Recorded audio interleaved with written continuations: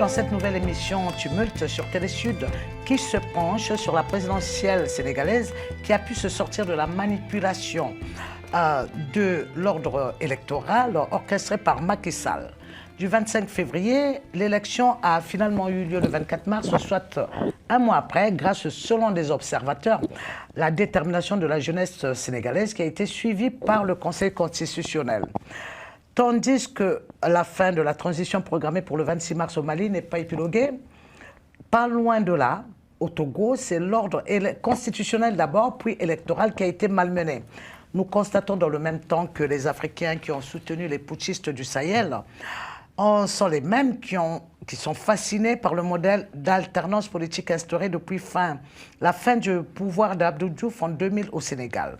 Pour parler de ces différents modèles de pouvoir, sur ce plateau, nous avons Sidi Kaba, journaliste et universitaire, président du CIRES, Brigitte Ameganvi, militante pro-démocratie et membre de Tournant la Page. Et enfin, Ablaye Traoré, journaliste reporter d'Images et membre du conseil d'administration de Reporters sans frontières.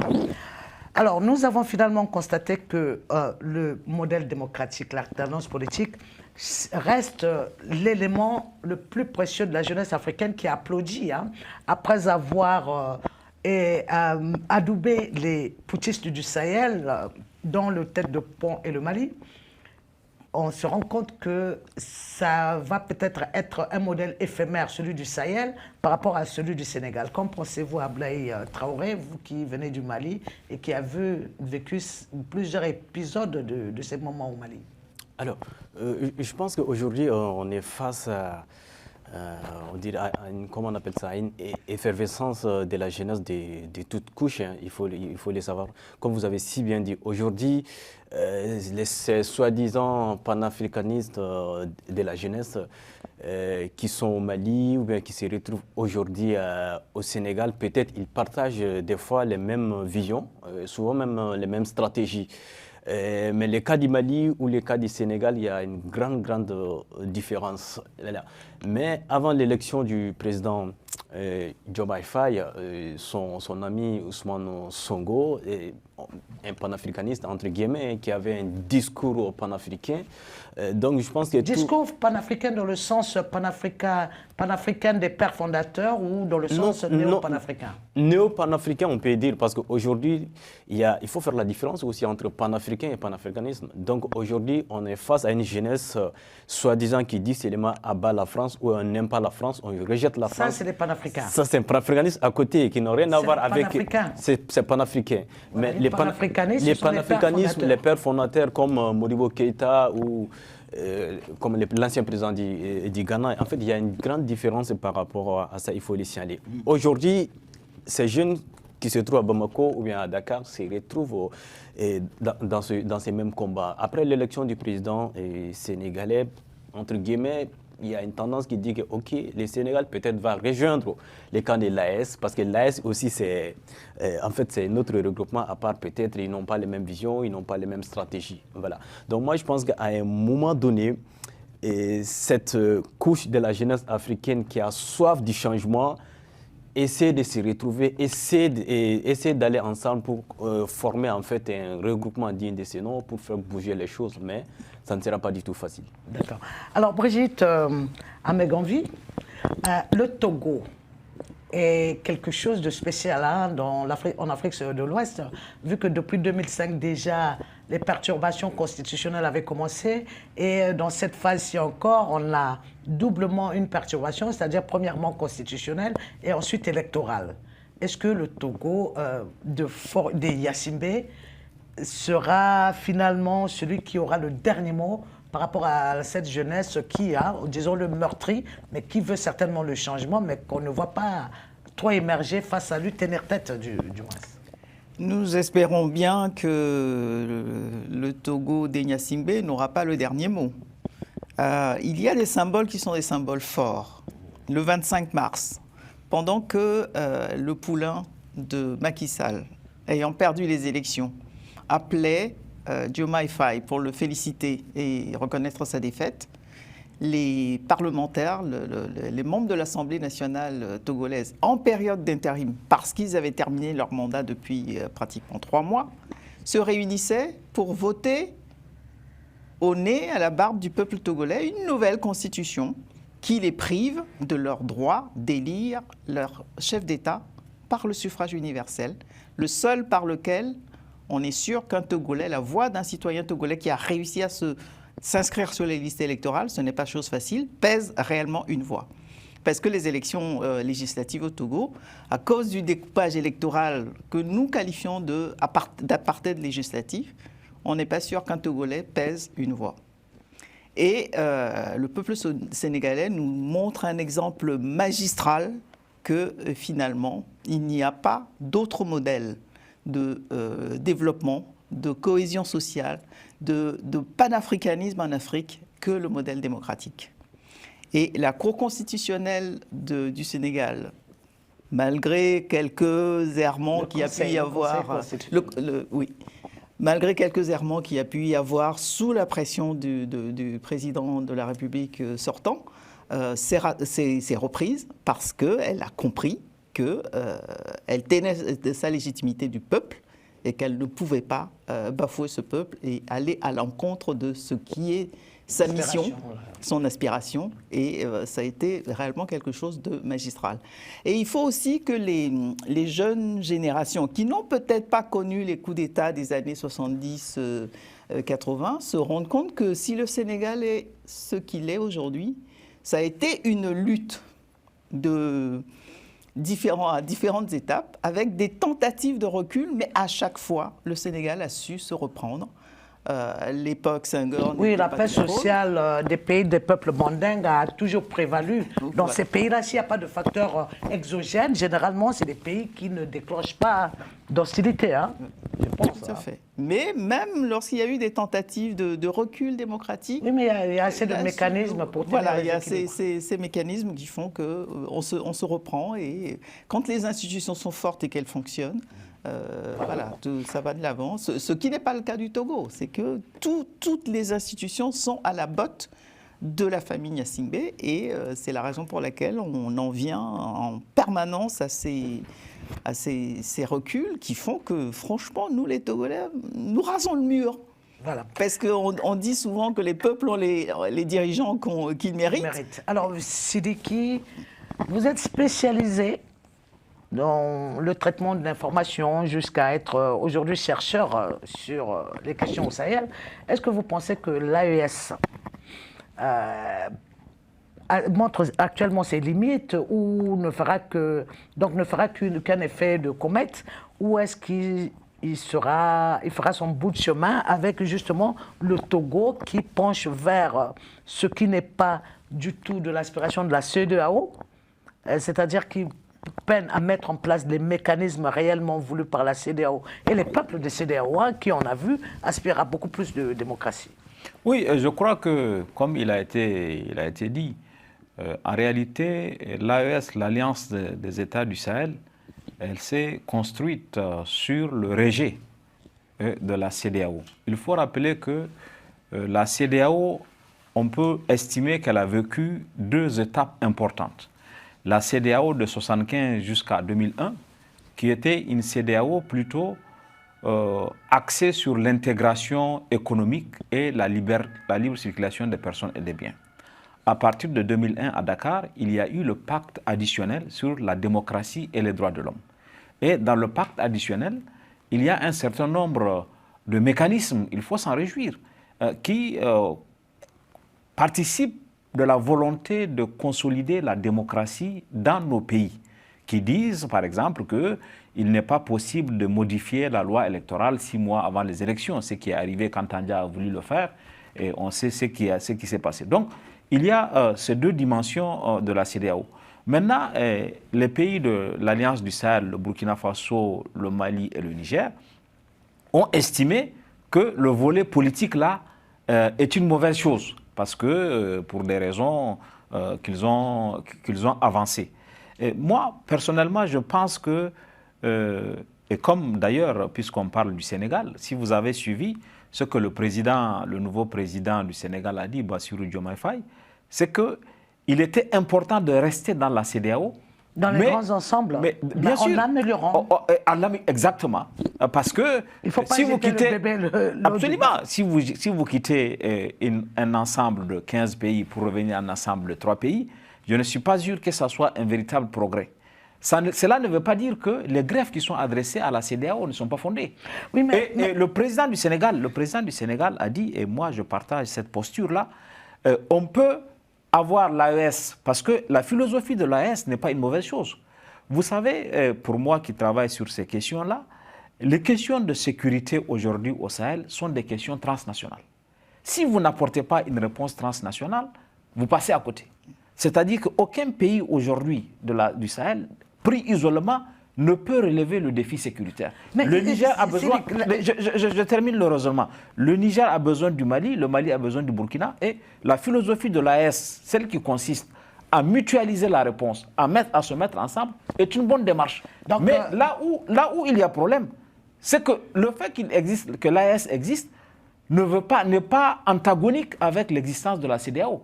Puisqu'on sait par exemple que le G5 Sahel a existé à côté de la CEDEAO. Oui, mais c'est justement, il existe la CBLT à côté de la CEDEAO. Donc, on peut avoir l'AES en tant que démarche qui puisse apporter une réponse à un défi transnational, et puis la CEDEAO à côté, quitte à voir comment les deux vont travailler. D'autant que la complémentarité, pour moi, elle est d'autant plus importante que la CEDEAO, quoi qu'on dise, ne s'était pas investie dans la réponse aux défis sécuritaires. Mais la CEDEAO était quand même la première à emmener, même si c'était en effectif restreint, des éléments au Mali pendant les premières heures. Bien sûr. Mais est-ce que la réponse sécuritaire sera relevée si dans l'AES, il n'y a pas de président élu qui pourra engager la signature de son pays à l'échelle internationale, lever des fonds? On se rend compte, ils sont mutualisés aujourd'hui, mais la lutte sécuritaire n'est pourtant pas circonscrite. Oui, bien sûr. D'abord, il faut dire fondamentalement que le défi sécuritaire au Sahel ne peut pas être relevé uniquement avec des solutions militaires et sécuritaires. Il ne s'agit pas de ramener des drones, il ne s'agit pas de ramener des... Il faut aussi la question du développement. Quand vous prenez les jeunes sahéliens qui s'engagent dans les groupes armés terroristes, la plupart n'y vont pas par idéologie ou par conviction religieuse. C'est parce qu'il n'y a pas de perspective d'emploi. Aujourd'hui, au Sahel, pour 50 000 francs CFA, 76 € ou 80 €, je n'ai pas la conversion exacte, vous pouvez recruter un jeune qui s'en fout de religion ou quoi, parce que le pays ne lui offre pas de perspective. On va revenir sur le modèle de pouvoir qui existe aujourd'hui dans le Sahel. Est-ce que, Brigitte, vous pensez qu'il y a un modèle qui prédominera sur l'autre et qui fera que la jeunesse africaine pourra avoir une orientation, hein? Parce que on a vu avec l'effervescence de tout ce qui arrive que cette jeunesse ne veut plus de modèles multiples, a besoin d'un seul modèle pour pouvoir aller de l'avant et construire chaque État, mais aussi globalement l'Afrique. Est-ce que vous pensez qu'il y a un modèle entre putsch et démocratie qui va prédominer sur l'autre?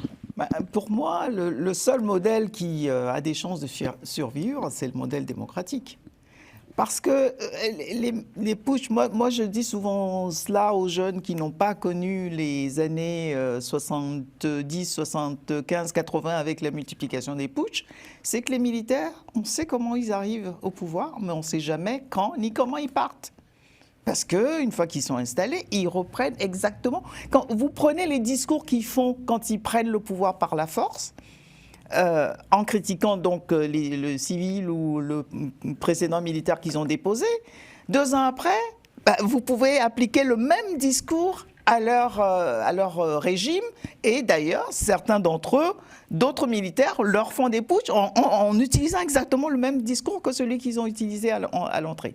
Donc le seul modèle qui est garant de la démocratie, du développement, de la liberté individuelle, des libertés individuelles et collectives, et surtout le modèle qui peut véritablement s'appuyer sur toutes les forces vives de la nation et concevoir un développement qui fasse le bonheur du plus grand nombre, c'est le modèle démocratique. Moi, je n'en connais pas d'autre. Voilà. Jerry Rawlings, un instant. Jerry Rawlings est arrivé au pouvoir par beaucoup d'États. Ensuite, il a instauré la démocratie longue durée. Tandis qu'au Soudan, on a vu les civils se soulever, les civils venir au pouvoir avant que ce pouvoir ne leur soit arraché par des militaires qui aujourd'hui sont en train de tuer le pays entier. Est-ce que le Mali a le choix aujourd'hui, près de 4 ans après, entre le modèle ghanéen et le modèle soudanais? Il est le plus proche de quel modèle selon vous, Abdoulaye Traoré? Je pense que c'est l'évolution de la situation du Mali qui peut déterminer tout ça. Et comme Brigitte a si bien dit, les militaires, quand ils viennent avec un discours apaisant, un discours pour essayer d'amadouer les Vous n'avez pas vécu les années Moussa Traoré, mais vous avez entendu parler. En ce moment, j'étais très petit. J'étais très petit quand Moussa est venu au pouvoir. C'est un peu différent aussi. Le cas de Moussa, aujourd'hui, il y a beaucoup de soi-disant démocrates et qui clament et qui réclament, c'est-à-dire le régime de Moussa Traoré, bien vrai que c'était un régime militaire et tout. Alors, aujourd'hui, au Mali, il y a une situation qui est là, qu'on voulait ou pas, il faut dénoncer. C'est quoi? Aujourd'hui, le Mali se trouve dans une situation de vide juridique. La charte de la transition qui a fait que le président Assimi est devenu le président de la République, cette charte est arrivée à son terme depuis le 26 mars 2004. Aujourd'hui, le Mali se trouve dans un vide juridique. Alors que le président qui est là, c'est la charte qui a fait qu'il y a le président.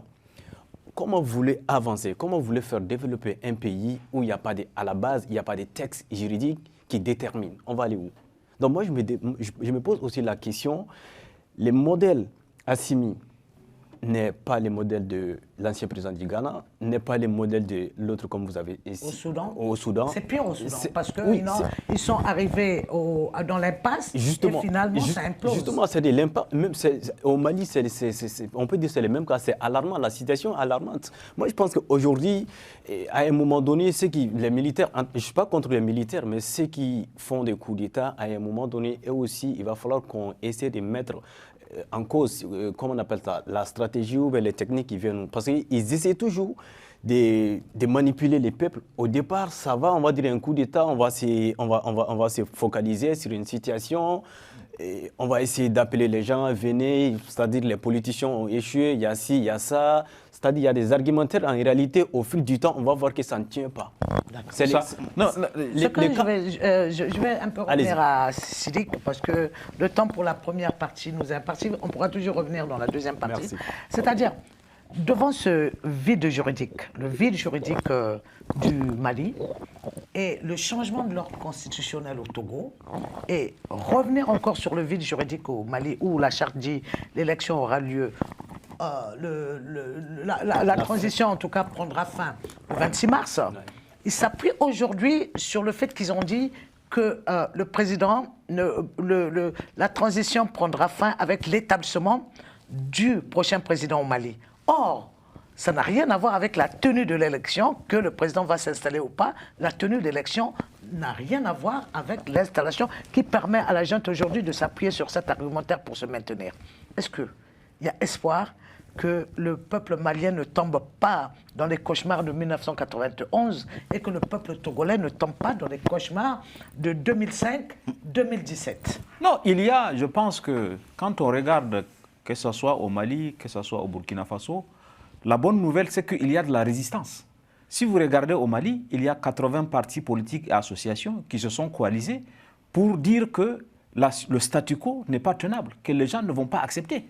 En 1991, comme vous l'avez rappelé, c'était près de 150 personnes qui ont payé de leur vie la conquête de la démocratie. Donc moi, ce qui me réjouit aujourd'hui, c'est qu'on n'est pas tombé dans la désespérance. Les gens continuent de se battre, y compris au Togo. Si vous avez vu, il y a de la résistance, il y a une manifestation, il y a même l'Église qui s'est mêlée. Donc cette lame de fond-là doit être entretenue. Il faut que l'on continue à se battre pour la démocratie. C'est un grave recul. Nous avons tous pensé, particulièrement en Afrique de l'Ouest, que la démocratie était devenue un acquis. Tout ce qui nous restait après la conférence nationale au Bénin, l'alternance au Mali, puisqu'il faut dire au Mali qu'entre 1991 et 2001, il y a eu une alternance. Alpha Omar Konaré a fait 2 mandats, il a donné le pouvoir à ATT, qui était en train de terminer son mandat en 2012. Donc, cette lame de fond, à mon avis, doit être entretenu. Merci, si vous me permettez, il y a quelque chose... C'est la fin de la première partie de cette émission. On pourra toujours revenir. Le temps qui nous est imparti pour la première partie est terminé. On revient dans quelques secondes.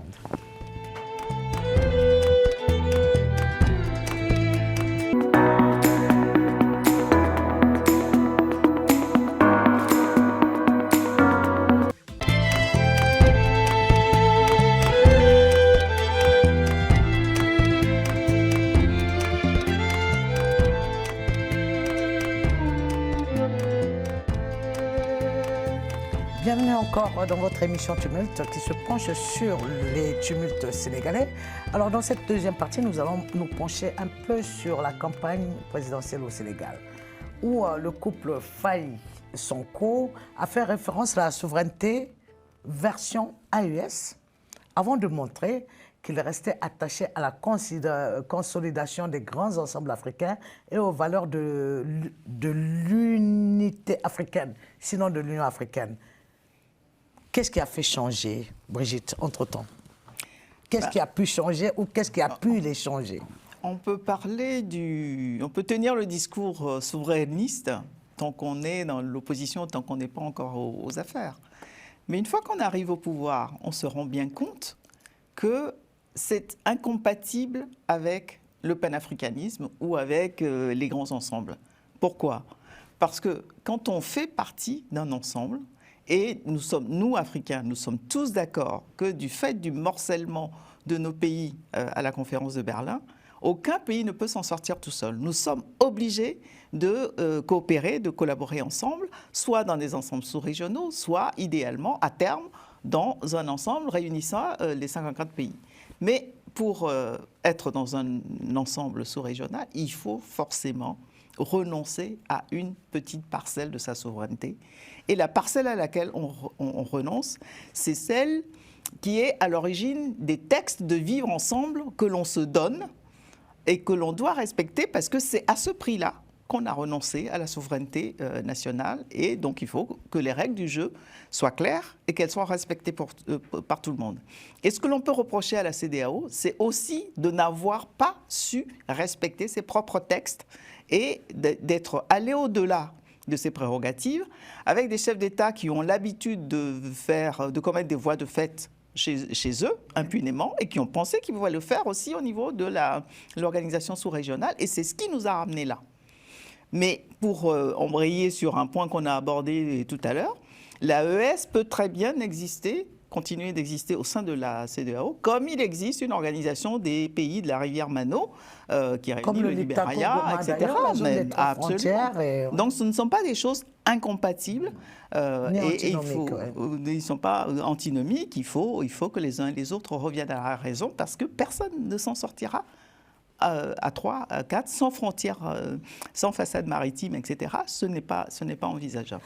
Alors Ablaye Traoré, il était écrit dans l'ancienne constitution du Mali et celle du Sénégal, les deux pays renonceraient à partie ou totalité de leur souveraineté pour l'intérêt de l'Afrique. Ce que la constitution de 2023 a supprimé pour une souveraineté nationaliste qui fait qu'on est quasiment isolé parce que la souveraineté, c'est la décision in fine, bonne ou mauvaise, qu'on prend, qui n'a rien à voir avec le tout nationalisme ou l'exclusion des grands ensembles. Alors, est-ce que vous pensez que le Mali pourra ainsi s'en sortir ou est-ce qu'il faut revenir à la constitution précédente, en tout cas à cet article de la constitution qui, avec le Sénégal, détermine ce que c'est que la souveraineté et ce que c'est que la force de l'Afrique?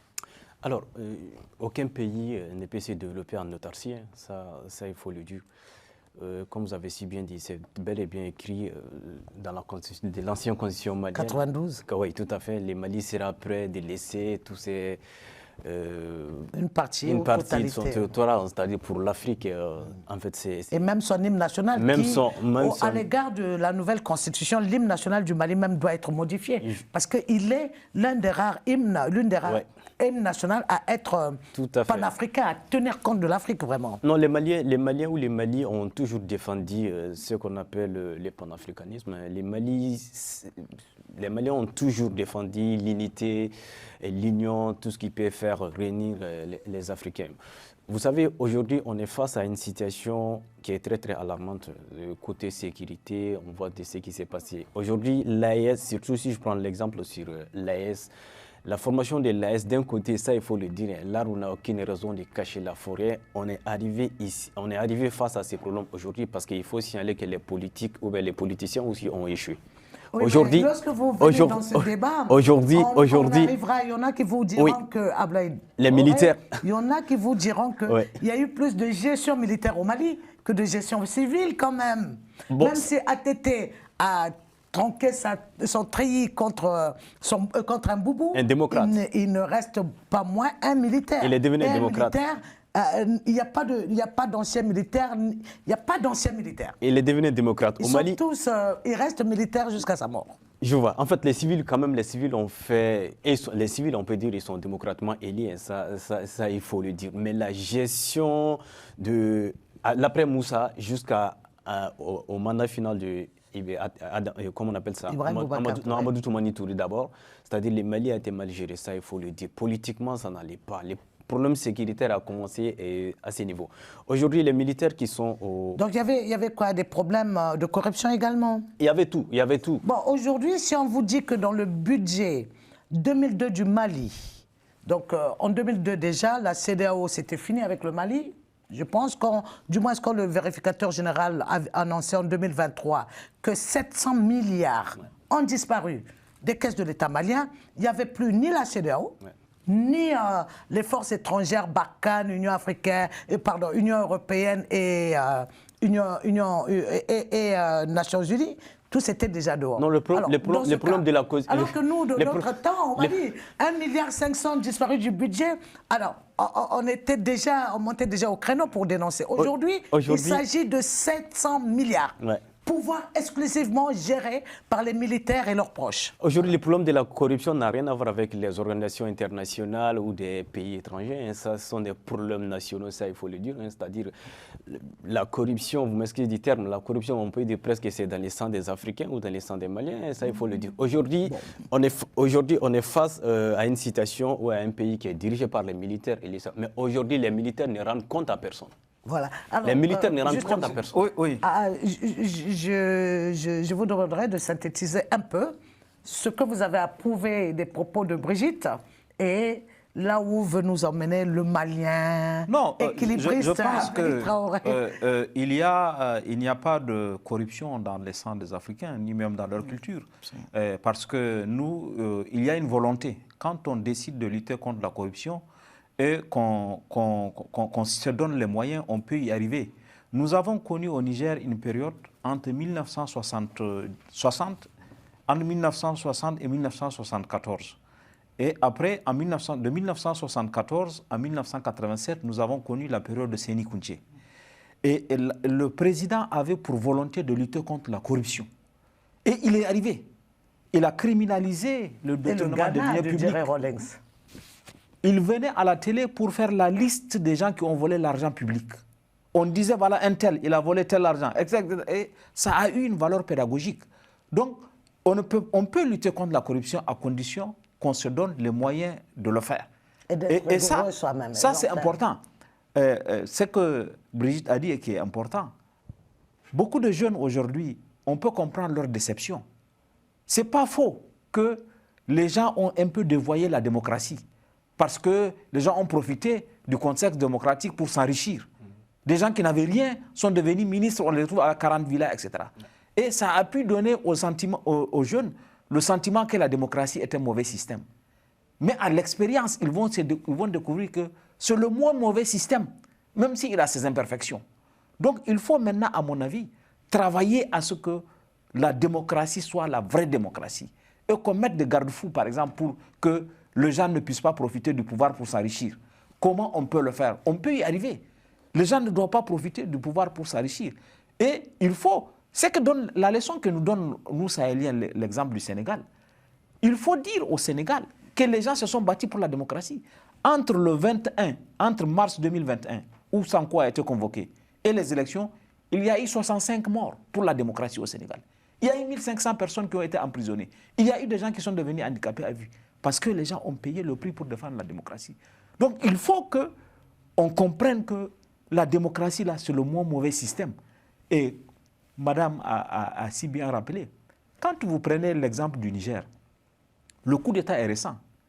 Lorsque les militaires ont pris le pouvoir le 26 juillet, ils ont avancé 2 arguments. Ils ont dit, nous, on est venus pour lutter contre la mauvaise gouvernance. Qu'est-ce qu'ils ont fait? Ils ont adopté une loi que le pays n'a jamais adoptée, qui dit que aucune dépense liée au secteur de la sécurité ou au palais présidentiel ne peut être contrôlée par personne. Si vous commandez un canapé à 500 millions, s'il va à la présidence, personne ne peut contrôler. Mais c'est toujours Donc voilà, c'est le contraire de ce qu'ils ont dit. Le deuxième argument qu'ils ont donné, c'est que nous, on est venus pour ramener la sécurité. Il n'y a pas eu, ils n'ont rien ramené. Et aujourd'hui, ils font pire que le régime qu'ils ont renversé. Donc c'est ça, c'est en cela que ce contrat-là, se donner un chèque en blanc au régime qui ont pris le pouvoir. Il y a plus de contrôle citoyen aussi. C'est ça. Ouais. Donc, et comme vous avez vu, l'espace de liberté s'est rétréci au Burkina Faso. Oui. Si vous critiquez, on vous envoie, on vous réquisitionne. C'est rétréci au Mali, c'est rétréci au Niger. Oui. Parce que on ne peut plus... Au Burkina, on envoie des septuagénaires au front. Absolument. On envoie des journalistes. On envoie... Donc c'est ça. Ouais. Tout ça doit nous amener à voir dans le Sénégal un signal qui dit que nous devons vous battre pour des institutions fortes, comme a pu le prouver le Conseil constitutionnel, et nous devons nous battre pour la démocratie, même si aujourd'hui, on va voir ce que Diomaye Faye, le tandem Diomaye Faye et Ousmane Sonko va faire. En tout cas, il a la légitimité des urnes et on peut espérer qu'il puisse faire quelque chose de bien pour l'avenir. Toute une question de... Le Togo, Brigitte, quelle est la synthèse de ce qui se passe déjà au Sahel, en dehors des problèmes sécuritaires? Est-ce que la jeunesse arrivera à faire changer le gouvernail, le bateau de direction par son envie de liberté et de démocratie, hein, comme on a vu au Sénégal, avec les risques? On me dira que le Togo a connu une année quand même de veille, de lutte acharnée, mais qui a abouti à autant de morts également. Mais est-ce qu'on doit pouvoir arrêter ce qui arrête cette envie de liberté ou les laisser faire? Le Togo est en permanence classé parmi les pays démocratiques ou avec un gouvernement civil, mais moi je vous dis que le Togo est sous gouvernement militaire et sous régime militaire depuis le 13 janvier 1963. Oui, mais il y a pas et de le fait que Faure Gnassingbé soit un civil, ça ne change rien à la situation. Ses accointances avec l'AES aujourd'hui, c'est quoi? C'est qu'un certain nombre de militaires de la CEDEAO, les Obasanjo, les Tandja, etc., avaient promis à son père qu'ils aideraient son fils, Faure Gnassingbé, à accéder au pouvoir à sa mort. Et c'est ce que la CEDEAO a fait. Le tandem Tandja-Mindaoudou était à la tête de la CEDEAO. C'est eux qui ont installé Faure Gnassingbé au pouvoir à travers cette élection dramatique qui a fait plus de 1000 morts au Togo. Merci beaucoup. On revient dans quelques secondes.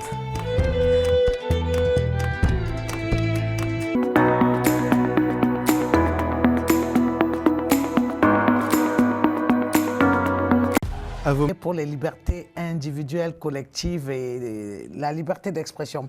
Ce qui, somme toute, manque au Mali aujourd'hui. Quand on a vu les imams, les membres de ce même rose, même quand on dit que le poivron est cher, on va en prison. Les hommes politiques, ceux qui disent qu'à Moura, l'armée malienne a tué, les populations civiles reviennent aujourd'hui pour le dire. On va les chercher par des personnes cagoulées et une ambulance à l'appui. Bon, aujourd'hui, est-ce que vous avez espoir que d'une façon ou d'une autre, le peuple reprendra son pouvoir, ou est-ce que ce sera la soudanisation du Mali, hein, comme beaucoup d'observateurs déjà le prédisent? De toute façon, quand les militaires sont au pouvoir, c'est toujours comme ça, c'est le même cas. Hein. La liberté d'expression, la liberté de la presse, ils essaient de mettre les bâtons dans les roues, ils essaient de faire comme quoi, ils essaient de nous mettre dans un coin restreint. Donc, ils ont presque les mêmes stratégies, hein. C'est-à-dire on ne peut pas parler publiquement, il y a des expressions qu'il faut contrôler. Comme vous avez si bien dit au Mali, il y a des choses aujourd'hui, tu ne peux pas les dire publiquement, sinon les lendemains, tu te retrouves en prison. Ça, il faut le signaler. Aujourd'hui, moi, j'ai de l'espoir. J'ai de l'espoir, mais... Quels sont les éléments d'espoir? Mes espoirs, d'abord, il faut que ça commence d'abord par les rétablissements ou bien une nouvelle charte d'abord au Mali, ou bien organiser des élections. Attendez, est-ce que vous pensez tout part de là. Parce que je vais vous dire quelque chose. Aujourd'hui, même en Russie, on organise des élections.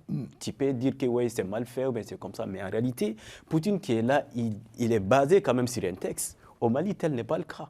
Moi, je vis aujourd'hui, s'il y a des choses qui les intéressent, il y a les textes. S'il y a des choses qui ne les intéressent pas, on se retrouve dans un vide juridique. Est-ce que vous repartirez au Mali ou vous restez en exil ici? Toujours au Mali. Moi, je vais partir. Je viens de quitter Bamako il n'y a même pas longtemps. Parce que moi, j'ai ma forte conviction. Moi, je pense que ce soit un régime militaire ou être un régime démocratiquement élu, il faut donner la parole aux gens de s'exprimer. Ça, c'est le plus important pour moi.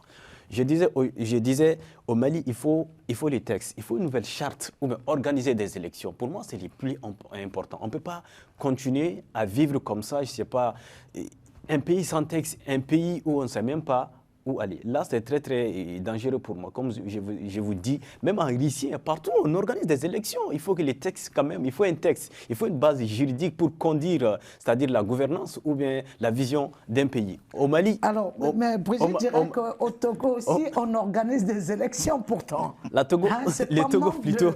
D'organisation de l'élection, on est tellement fatigué d'organiser des élections au Togo aujourd'hui qu'on change de système de vote maintenant. On veut aller au suffrage indirect. Non, il ne faut pas réduire la démocratie à la simple organisation des élections. Parce qu'on organise des élections frauduleuses. La démocratie, c'est un contenu. Il y a les élections transparentes, libres, démocratiques et régulières. Ça, c'est une condition.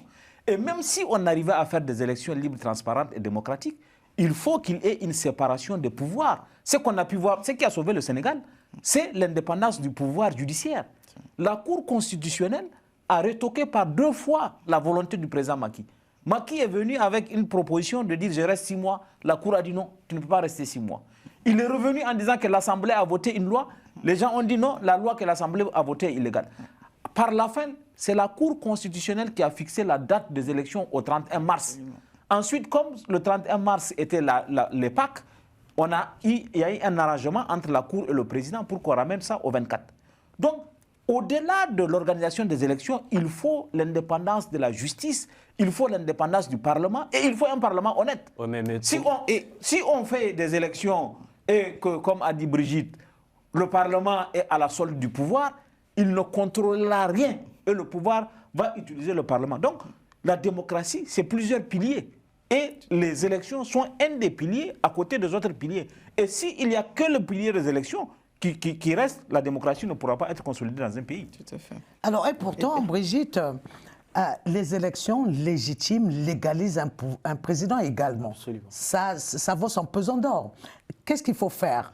Est-ce qu'il faut faire les élections à la force pour toujours se maintenir au pouvoir, changer de mécanisme de gouvernance, passer de suffrage direct à indirect sans consulter le peuple? Et qu'est-ce qu'il faut en fait pour donner espoir à la jeunesse africaine qui de plus en plus se rallie à la cause togolaise? Parce qu'on entend des voix autres que togolais qui veulent que le Togo existe autrement que par ce pouvoir qui a bientôt 60 ans. La situation est presque comme celle qui a prévalu en 2005. En 2005, toute la jeunesse africaine s'est levée. Moi, j'avais à l'époque fait partie d'un mouvement spontané qui s'appelait Initiative 150. Il n'y avait pas que des Togolais dans Initiative 150. Parce que l'image de 5 militaires entourant quelqu'un assis sur un trône, c'est une image qui a choqué le monde entier. Et les jeunes se sont mobilisés, se sont organisés pour faire échec à ce coup de force que finalement la CEDEAO a transformé en une élection frauduleuse pour installer fort. Mais le mouvement, il est en train de monter aujourd'hui. La date des élections a été fixée. au 26 ou 27 avril maintenant, ce qui veut dire que bientôt le Parlement va se réunir et dire que le texte est adopté, ce qui est une aberration incroyable. On ne change pas une constitution entière d'un pays, changement de régime, avec un Parlement qui mal élu, puisque l'opposition avait boycotté en 2018 quand ils ont été élus, et en plus qui est en fin de mandat et qui change une constitution. Ça ne s'est vu nulle part. Donc ça, c'était...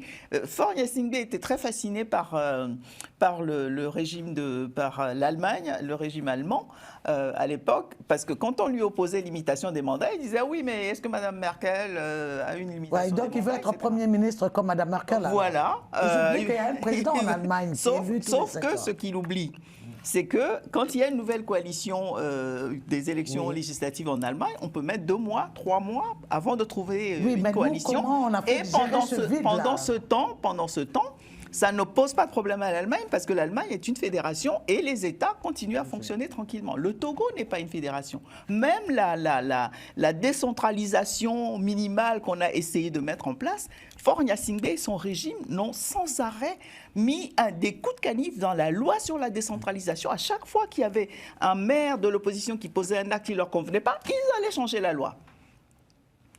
Et depuis que le Togo est dans le Commonwealth, c'est la monarchie constitutionnelle de la Grande-Bretagne qui fascine. Mais le Togo n'est pas une monarchie. Et la constitution togolaise ne donne pas les garanties de séparation de pouvoir que donne le... Oui, mais justement, nous allons quand même finir cette émission avec une note d'espoir. Oui, la note d'espoir, elle est celle-là. Oui. Ils vont probablement changer le texte et ils vont aller aux élections. Mais les Togolais ont la possibilité de transformer cette élection en référendum anti-système Gnassingbé. Et nous les attendons là. Et cette fois-ci, la fraude habituelle qui consiste à fermer les bureaux de vote et à dire que le dépouillement se passe en catimini, ça ne va plus se passer comme ça. Et il y a beaucoup d'espoir, à mon avis. Sidiki, justement, quand on glisse un peu pour arriver en Afrique centrale, puisqu'on parle d'élections, de militaires au pouvoir, et on se rend compte qu'il y a un autre putschiste au Gabon qui va mettre un parlement, les assises, et où les membres de l'opposition, les têtes de fiches de l'opposition ne participeront pas aux assises. C'est leurs délégués qui participeront. Et où on nomme lui-même les membres de ce qui fera figure de l'Assemblée nationale. Est-ce qu'on est vraiment sorti? Est-ce qu'il y a quand même espoir que du centre à l'ouest, la jeunesse puisse se référer aux figures qui le conduiront à son épanouissement, finalement? Non, je crois qu'au Gabon aussi, on a applaudi un peu trop vite. Quand il y a eu ce changement de régime, on a applaudi parce qu'il y avait une dynastie Bongo qu'on n'a pas réussi à changer par les élections, puisque chaque élection était frauduleuse de père en fils. Les Bongo ont dirigé le pays. Donc, on a applaudi la fin de la dynastie Bongo. Mais je crois qu'aujourd'hui, il y a des choses qui doivent nous alerter, qui doivent alerter notre vigilance. Tel que le dialogue est en train de s'organiser et tel qu'on voit les signaux, il y a une volonté du président de se maintenir au pouvoir en devenant civil et en organisant des élections qu'il va forcément gagner. Justement, comme Faure change de système de gouvernance. Il faut absolument de présidentiel à parlementaire. Il faut rester vigilant. Je crois que moi, c'est au-delà de cas particuliers, ce qui me réjouit un peu et qui me donne espoir. Vous savez, à la veille de 1990, avant la conférence de la Bolle, avant les conférences nationales, nous étions quand même dans une confiscation de la démocratie avec des régimes militaires. Et les Africains se sont battus. Je crois qu'on est revenu à cette situation où nous devons nous battre pour la démocratie. Payer le prix qu'il faut comme au Sénégal. Et de ce point de vue-là, c'est que je vois au Mali, où il y a quelques semaines seulement, les personnes n'osaient parler. Mais maintenant, les gens ont compris qu'il n'y a pas un autre choix que de se battre pour la démocratie. Et les gens vont se battre pour la démocratie, y compris au Burkina Faso, où on envoie des gens de 70 ans au front. La société civile continue de se battre. Et je pense que nous devons comprendre qu'il y a un prix à payer pour qu'on retrouve la démocratie. Et il faut que chacun soit prêt à payer ce prix pour qu'on retrouve le chemin de la démocratie. Parce que la démocratie, c'est le système le moins mauvais. Aujourd'hui, si vous vous levez pour critiquer Goïta, vous vous retrouvez en prison. Vous avez parlé de gars qui ont dit que le prix de l'oignon a augmenté. Ils sont en prison. Si vous dites quelque chose que le pouvoir n'aime pas, on vous met en prison. Alors que sous le régime démocratique, on peut dire des choses. Et donc c'est pour cela qu'il faut garder espoir et se battre pour la démocratie. On va donner la possibilité à la maman et au fils de conclure en se disputant le peu de temps qui reste et nous donner vraiment des signaux d'espoir qui montreront que les jeunes peuvent s'appuyer sur leurs camarades jeunes et leurs mamans jeunes également. Oui. Non, mais je tenais justement à ce que vous me présentiez comme militante et vous m'avez dit militante, ça veut dire non, je blague. Non, mais justement, c'est une manière de dire que la lutte pour la démocratie, elle est permanente. Et ce genre de recul que nous observons aujourd'hui, ça fait aussi partie du schéma. Donc, ça ne doit pas nous décourager, mais bien au contraire. Tirons les leçons de ces quelques déboires que nous avons connus et nous allons nous appuyer sur cela pour aller de l'avant et continuer la trajectoire. Et la trajectoire, elle est directe. Toujours la même, il faut organiser des élections les plus rapidement possible, même si c'est une mauvaise élection. Moi, je préfère ça, que ce soit au Burkina, au Mali, au Niger, il faut qu'on aille aux élections. Il y a un politicien malien qui dit les régimes militaires qui sont dans les Sahel maintenant, plus ça dure, plus c'est dur. Donc moi, je pense que l'heure est venue d'organiser, faire des élections, élire un président de façon démocratique. Ceux qui sont au pouvoir, les militaires, s'ils sont intéressés par le pouvoir, ils peuvent se présenter. Moi, je ne vois pas de problème dans ça. Mais ce qui m'intéresse beaucoup, ce qui peut donner de l'espoir à tout un Africain, à tout un peuple du Sahel, c'est d'organiser des élections. Merci, et ça quitter... sera le mot de la fin. Merci. Merci beaucoup. Merci.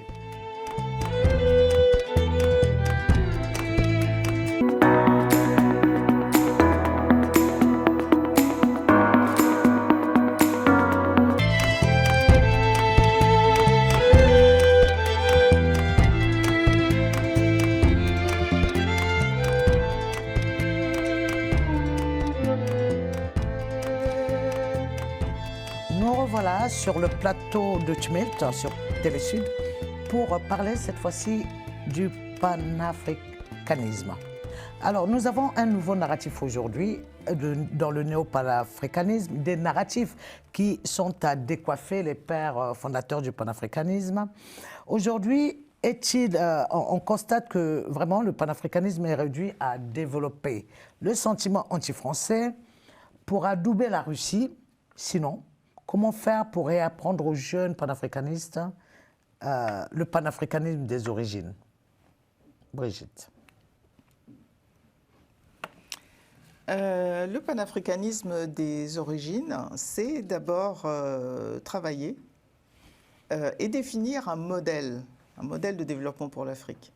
Parce que ça n'est pas en improvisant, en maniant des slogans, qu'on va y arriver. Il faut savoir exactement où on veut arriver, ce dont on a besoin pour y arriver et travailler à atteindre l'objectif. Et c'est en cela que moi, parmi les différents pères du panafricanisme, moi j'ai une sympathie particulière pour ceux qui ont pensé le panafricanisme concret en se disant qu'on ne va pas y arriver en une seule fois à 54, mais qu'il faut passer par des espaces sous-régionaux. Il faut passer notamment également par l'intégration économique, allant de pair avec une intégration politique. Pour aboutir à ce qu'on voit aujourd'hui, le ZLEC, les zones économiques de libre-échange. Voilà, avant d'arriver à cette étape-là, parce que si on part du haut de la pyramide pour descendre, c'est pas comme ça que ça se construit. Ça se construit avec la base et on consolide. Non, moi je pense qu'on ne peut pas réduire le panafricanisme simplement au rejet de la France et au rejet de l'Occident. Le panafricanisme tel qu'il a été conçu par les pères fondateurs reposait aussi sur la solidarité, sur l'intégration. Le Niger est un pays continental, le Bénin est un pays côtier, le Niger a besoin du Bénin et le Bénin a besoin du Niger. Les pères étaient partis dans des valeurs de solidarité, dans des valeurs du destin commun. La communauté des destins de nos pays était quand même le ciment du panafricanisme ancien. Ce n'est pas aujourd'hui. Il ne s'agit pas, le panafricanisme ne veut pas dire qu'il faut remplacer une domination par une autre. Aujourd'hui, on tend à réduire le panafricanisme simplement au rejet de la France. Nous avons besoin de construire un nouveau partenariat avec la France, qui soit moins vertical, qui soit gagnant à gagnant. Mais ce n'est pas simplement ça le panafricanisme. Ce n'est pas simplement le rejet du franc CFA, ce n'est pas simplement ces éléments qui sont les éléments du panafricanisme. Quand les pères fondateurs s'étaient réunis en 1960 pour créer l'Organisation de l'Unité africaine, ils étaient conscients de la communauté du destin, qu'ils étaient conscients de la nécessité de travailler ensemble. Ce n'est pas simplement le rejet du monde extérieur. Donc je pense qu'il faut faire attention à ce que les jeunes aujourd'hui qui sont désespérés par rapport à la gouvernance que connaît leur pays en arrivent à considérer que le panafricanisme, c'est simplement le rejet de la France ou le rejet de l'Occident. Alors, il y a même, Ablaye Traoré, il y a même une distinction qu'on voit aujourd'hui. Il y a les panafricains et les panafricanistes. En fait, c'est très bien de préciser, de faire la différence. Parce que les panafricanismes qui étaient prônés par les pères fondateurs, à savoir Modibo Keïta, Kwame Nkrumah, Olympio ou Djori, et tout récemment également dans la continuité qui a été faite par Thomas Sankara, est différent du panafricanisme. Parce qu'aujourd'hui, les panafricains ont noyé cette idéologie, ce qu'on appelle le panafricanisme. Aujourd'hui, les panafricains, c'est le rejet total de la France. C'est de dire que nous ne sommes pas d'accord avec le système occidental, comme font certaines Rastas, tout ce qui vient de Babylone, non, on ne veut pas. Et là, d'un côté, nous, on n'a pas de projet en tant qu'Africains. Si vous n'avez pas de projet et vous rejetez l'autre, on va aller où? C'est ça un peu le problème. Alors qu'au départ, les panafricanistes de Modibo Keïta, de Kwame, c'est une idéologie, c'est d'aller ensemble. Tout le monde a besoin de tout le monde. Comment on peut construire une Afrique solide, faire face aux autres, faire développer l'Afrique tant et telle. Aujourd'hui, tel n'est pas le cas et c'est dommage. C'est sur cette note que nous allons nous quitter. On se retrouvera dans une autre émission de Tumulte. Aujourd'hui, on a parlé de Tumulte sénégalais avec Sidi Kaba, journaliste universitaire et présidente du CIRES, Brigitte Ameganvi, elle est militante pro-démocratie et membre de Tournant la page. Et enfin, le jeune Ablaye Traoré, journaliste, reporter d'images et membre du conseil d'administration de Reporters sans frontières. Merci à tous et à toutes et à la semaine prochaine.